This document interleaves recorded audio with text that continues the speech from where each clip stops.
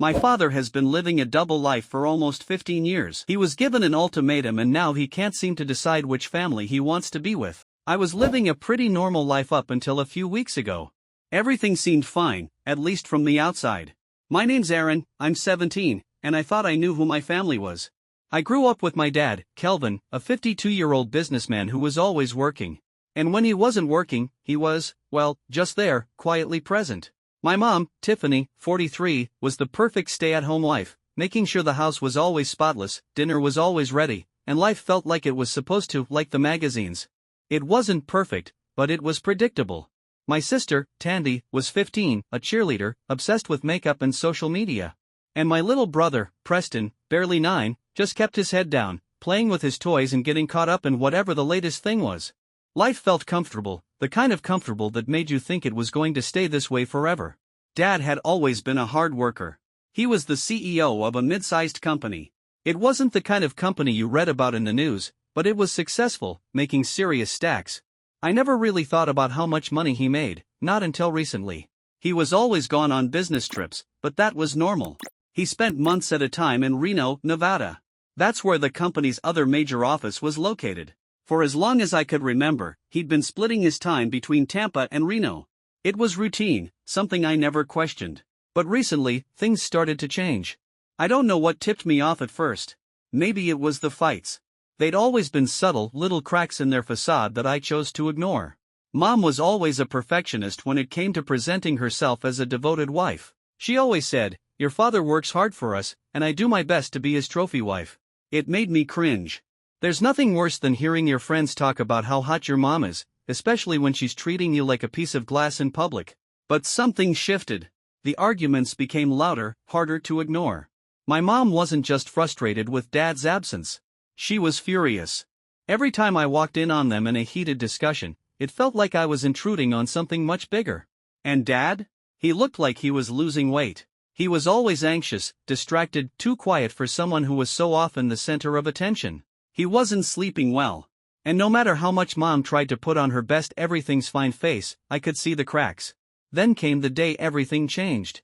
Mom found out about another woman. My dad had a whole other life in Reno. A woman named Annika, who had been with him for years. She wasn't just some fling. She was his fiancée, and they had kids together, 2 boys, one around 12 and the other 8. Dad had been keeping her a secret for 15 years. He'd been telling her for years that he would leave Mom. She had waited. Waited for him to be ready. Waited for the kids to get older, for the time to be right. It wasn't until Annika sent Mom photos and text messages, proof of everything, that the truth came to light. My mom was shattered. Her world, the one she had carefully crafted, was suddenly gone. She had always been the model wife, the one who ensured Dad never had to lift a finger when he was home. The house ran like clockwork, with nannies, housekeepers, landscapers, anything to make sure Dad's work-life balance was perfect. She took care of everything else, but she had no idea that the man she loved had been living a double life for years. When I found out, it felt like the ground had been pulled from under me. The tension in the house was unbearable. My dad kept trying to apologize, to explain, but how could you explain this kind of betrayal? How could he expect my mom to forgive him? She was livid, demanding that he end all contact with Annika, that he stop going to Reno.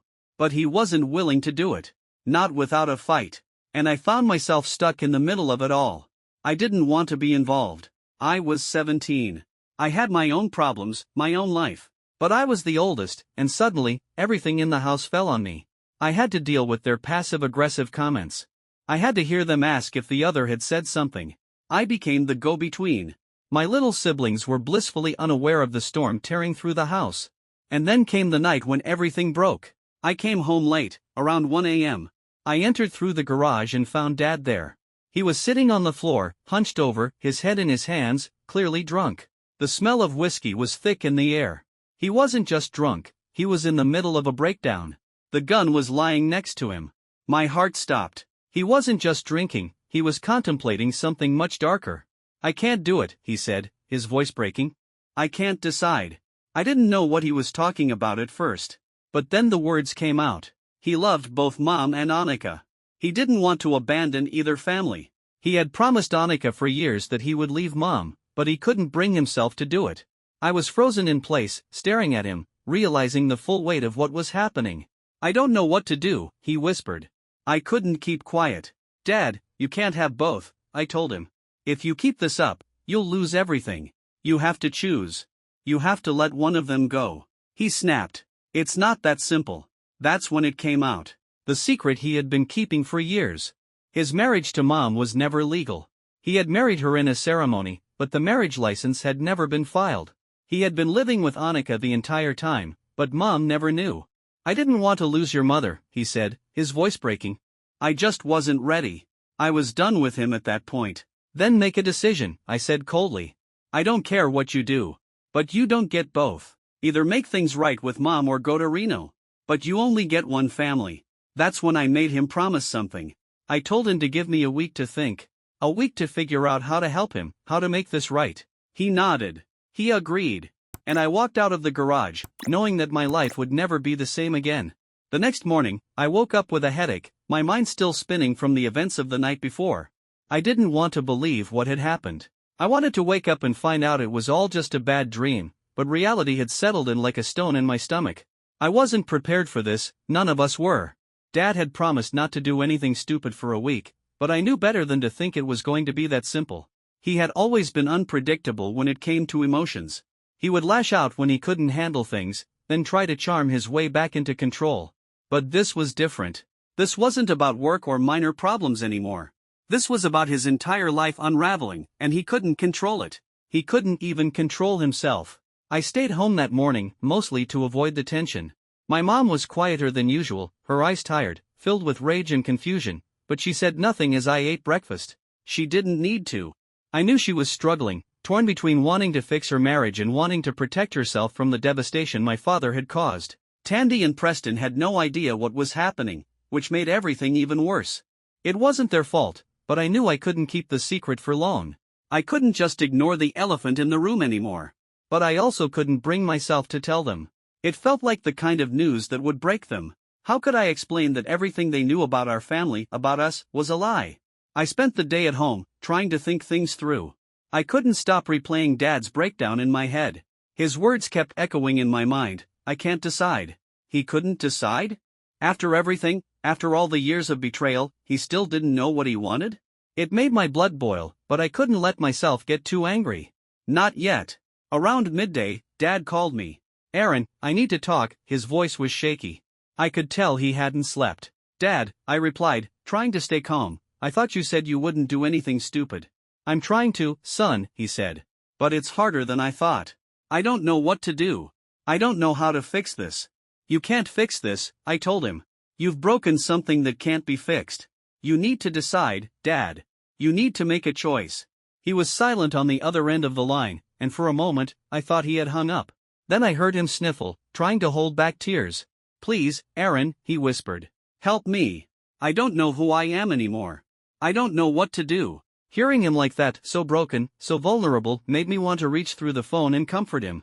But I couldn't. Not after everything. He didn't deserve it. He had a family here, and he had another one across the country.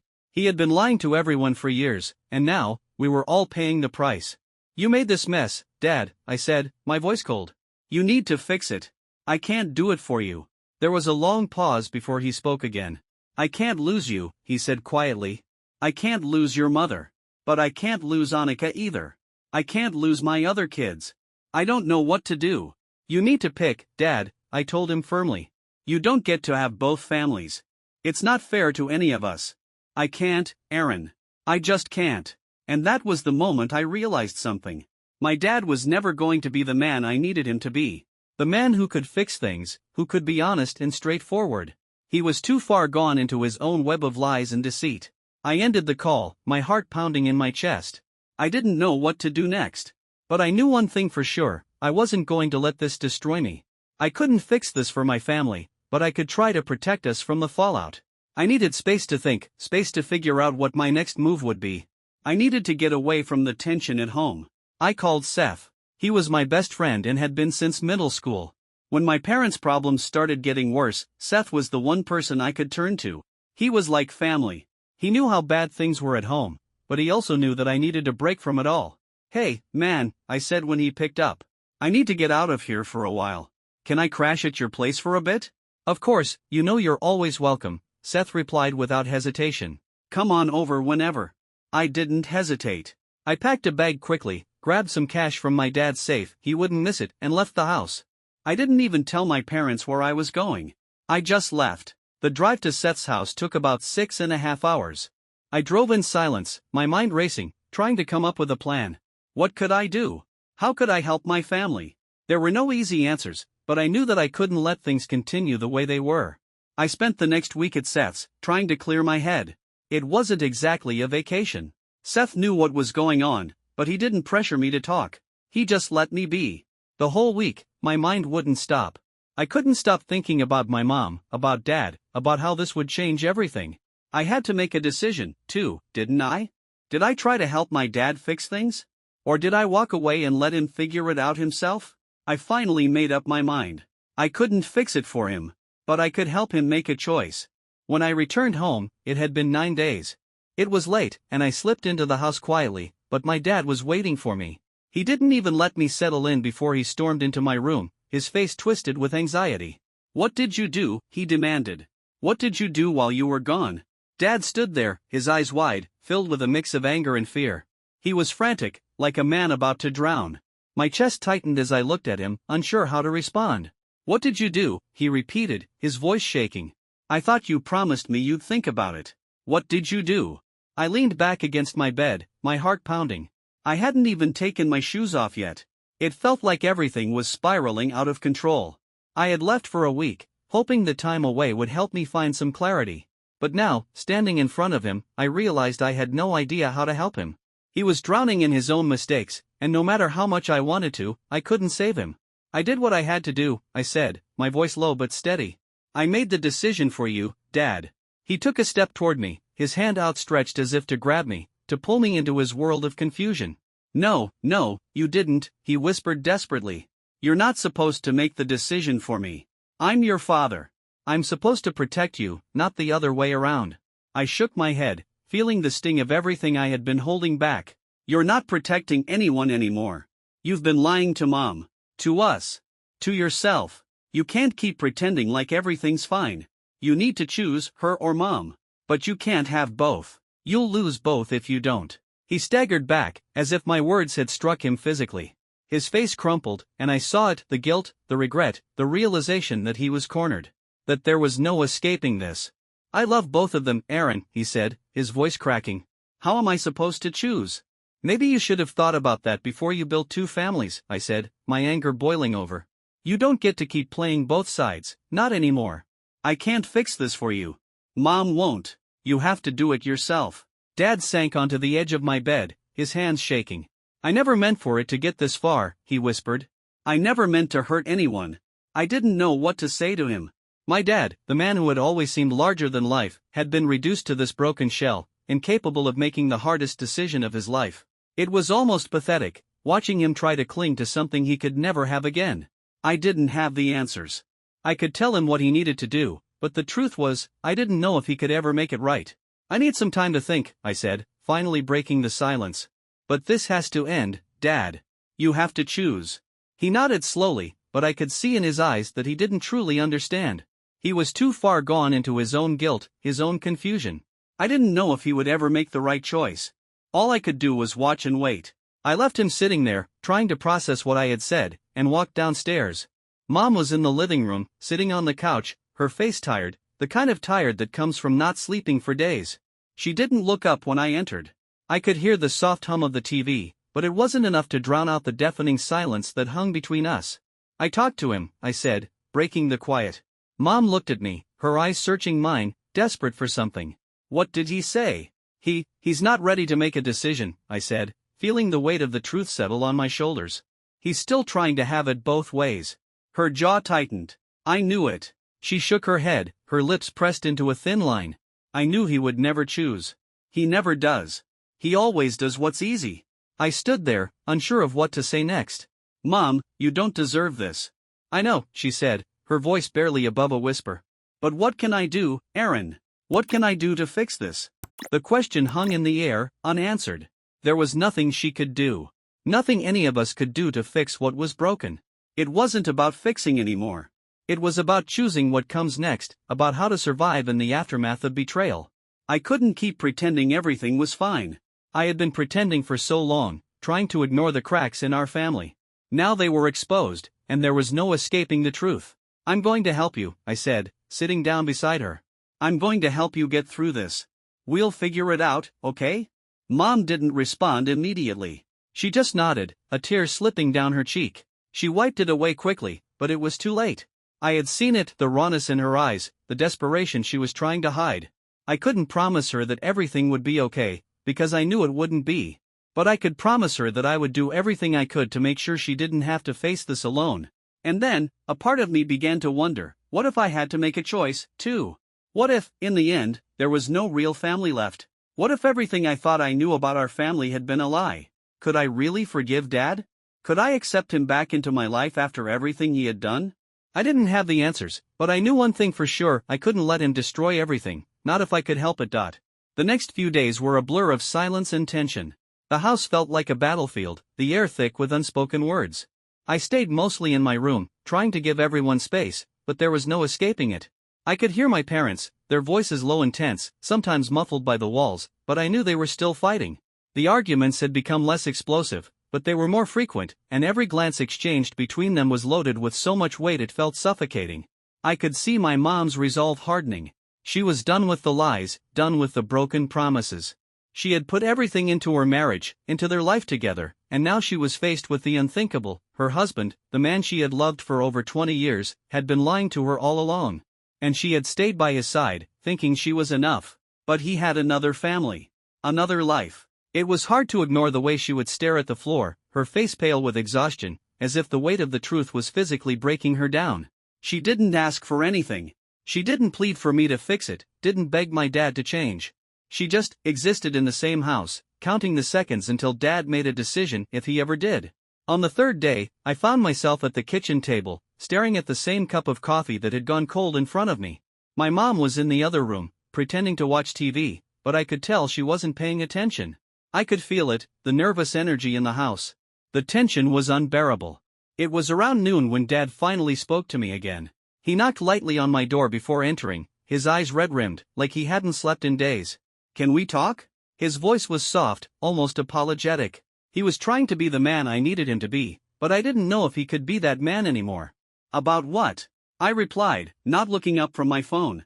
My heart was still pounding from the previous conversations, still full of anger that he hadn't made a decision yet.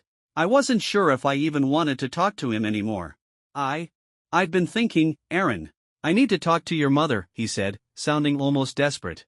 "I know I've messed up, but I can't just leave things like this." I didn't respond right away. I didn't want to give him false hope. "Dad, it's not just about talking to Mom," I said, putting my phone down and looking him straight in the eye. "You've been lying to her for years. For years, Dad. And you've been lying to us." "I know," he whispered. "I know I've been selfish. But I don't want to lose my family. I don't want to lose you, Aaron. I need you to understand that. You're my son. I've made mistakes, but I'm still your father. You can't keep doing this," I said, shaking my head. "You can't keep stringing us along, hoping everything will just fix itself. You need to choose. And you need to stop pretending like it's going to be easy." I could see the guilt in his eyes, but it didn't change anything. He had to make the choice. He couldn't expect me to save him anymore. He couldn't expect Mom to do it either. She had already made her decision, she just wasn't ready to let go yet. And it was killing her. "Just give me a little more time, Aaron," he said, his voice breaking. "Please. I know I've hurt her. I've hurt all of you. But I need a little more time to figure things out." "Dad, you don't have more time," I said, standing up and walking toward him. "Mom's already made up her mind. She won't take you back if you keep messing around with Annika. She won't wait forever." His face darkened, his eyes darting to the floor as if the weight of my words had finally landed. For the first time since all this started, I saw a crack in his armor. He didn't have all the answers. And in that moment, I realized, he was just as lost as I was. "You're right," he admitted quietly, his voice barely above a whisper. "I don't know what to do. I don't know if I can fix this." That was the moment when I realized something. He wasn't going to fix it. Not on his own, and not in time. And maybe it wasn't even his job to fix anymore. I made my decision then, in that instant. I couldn't keep carrying this burden. I had tried. I had been the one holding things together, trying to play the peacemaker, but I was done. This wasn't my mess to clean up. I think it's time you go to Reno, Dad, I said firmly, cutting through the silence that hung between us. If you can't decide, then maybe you need to go there and make your choice. But we can't keep doing this.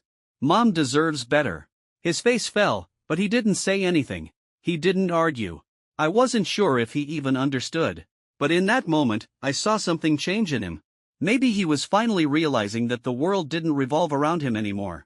That the people he loved couldn't keep waiting for him to make up his mind. I'll leave, he said quietly, his voice barely audible. I nodded, not sure if that was the right answer, but it was the only answer I had. You need to make a decision, Dad. No more excuses. He stood there for a moment, his eyes still on the floor, his shoulders hunched.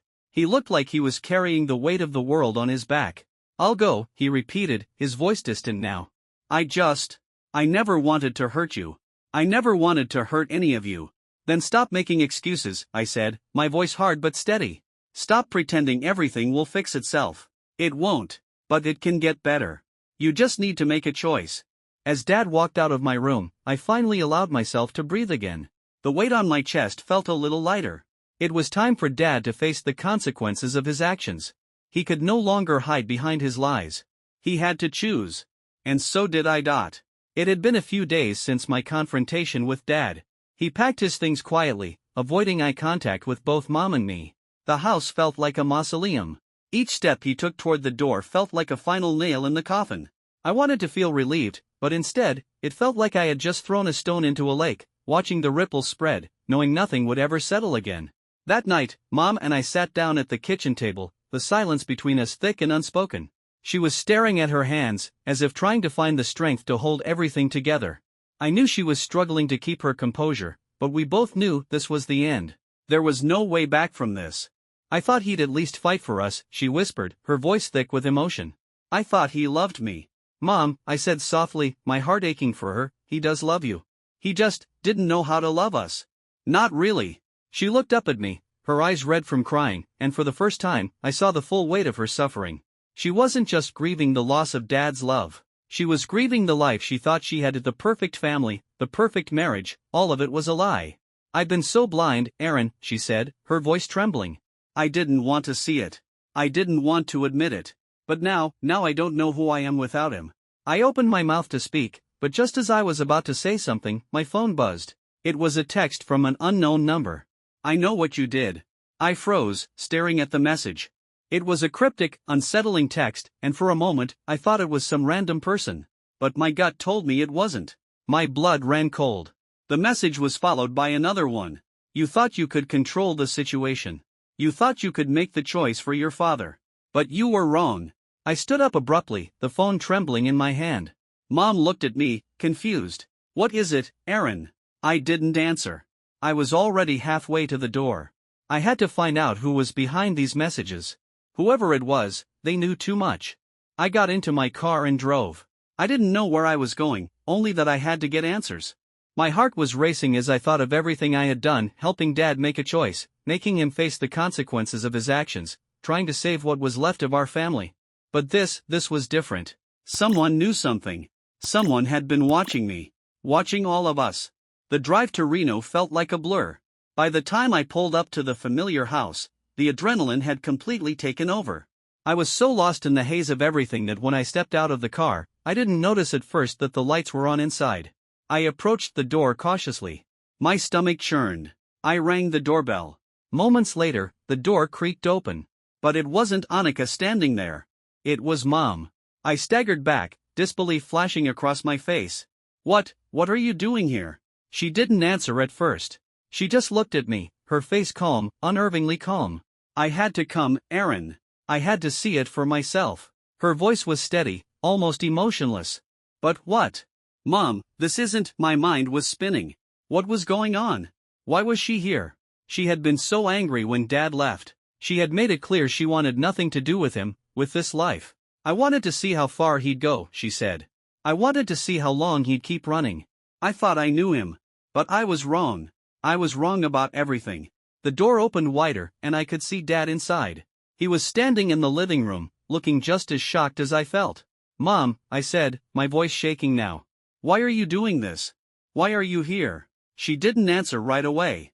Instead, she stepped aside, allowing me to walk into the house.